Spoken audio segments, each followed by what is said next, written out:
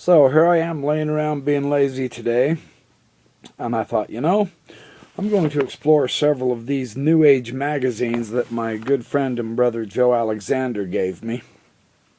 He gave me an entire box of these, so thank you, Brother Joe, and in the wonderful spirit of brotherhood and love with which you have given these to me to share with me the light and knowledge they contain, I'm going to pass it on to everyone else out there in YouTube land, in case there's a lot of Brother Masons who don't have access to these things. There's just an enormous amount of information in them that just is incredible. W. Robert Ellis, a 33rd degree Mason, The Holy Grail, Its Meaning for Masonry Today. For Maundy, Thursday, I should say. They've got this in script writing, hard to read. Anyway, he talks about the Holy Grail. This is in the April 1973 of the New Age magazine. Just a quick comment he mentions. Suffice it to say that Masonry's challenge is to hold the full cup of knowledge to the thirsty lips of men. This full cup of thought, to some, may well be the Holy Grail. That's kind of a nice little thought, huh? Kind of fun. All right, what's in this issue? I've been reading through these. It's like eating candy to read these articles. They are really wonderful. New Age Magazine for September 1977, page 29.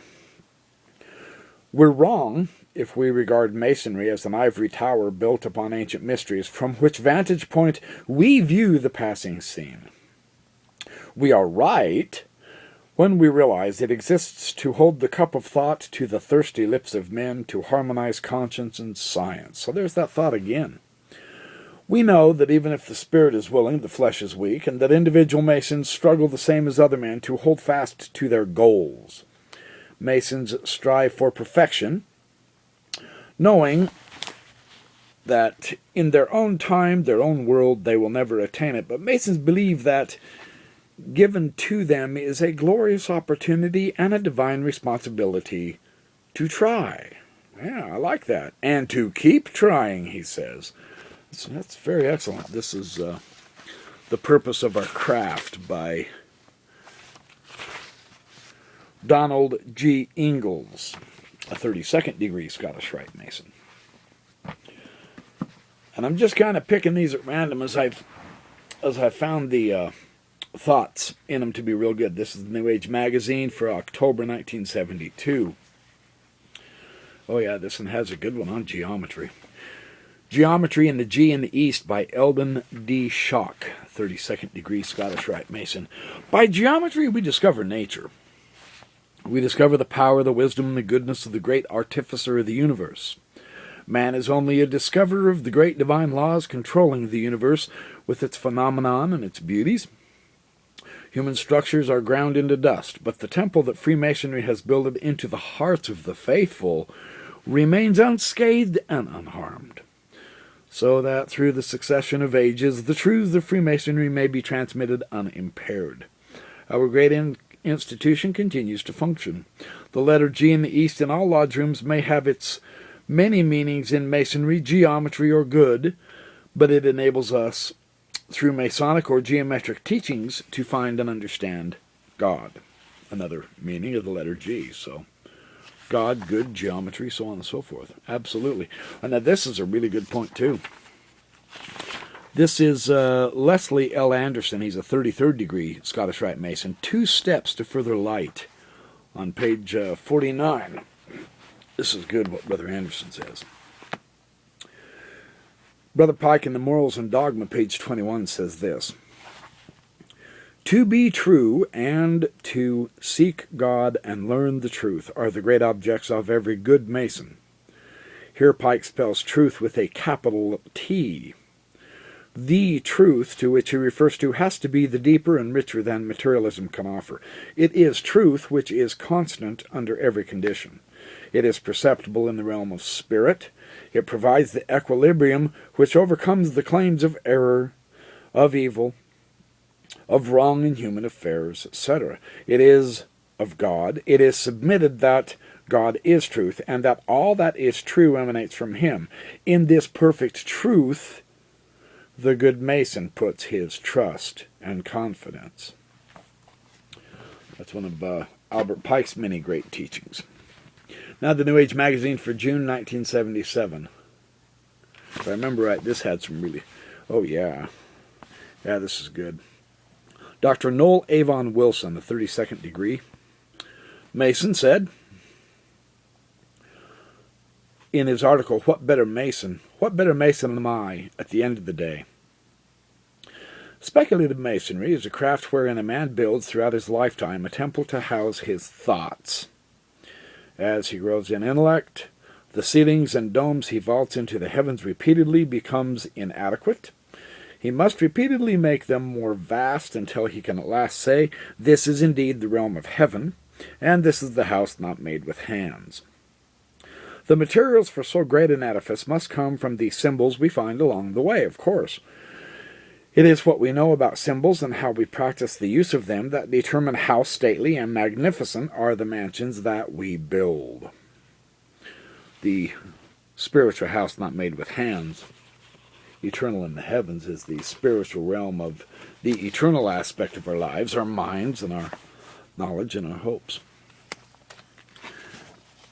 The Reverend W. Kenneth Lyons, Jr., in his article called The New Age, says this on page 42. Your living is determined not so much by what life brings to you, but as by the attitude you bring to life. Not so much by what happens to you as by the way your mind looks at what happens. Circumstances and situations do color life, but you have been given the mind to choose what the color shall be. We will not be victims of an ominous future if we realize that we are the artists coloring the unfinished portrait of the world that is to be. That's really expressed well, isn't it? That's really kind of nice. Good stuff there.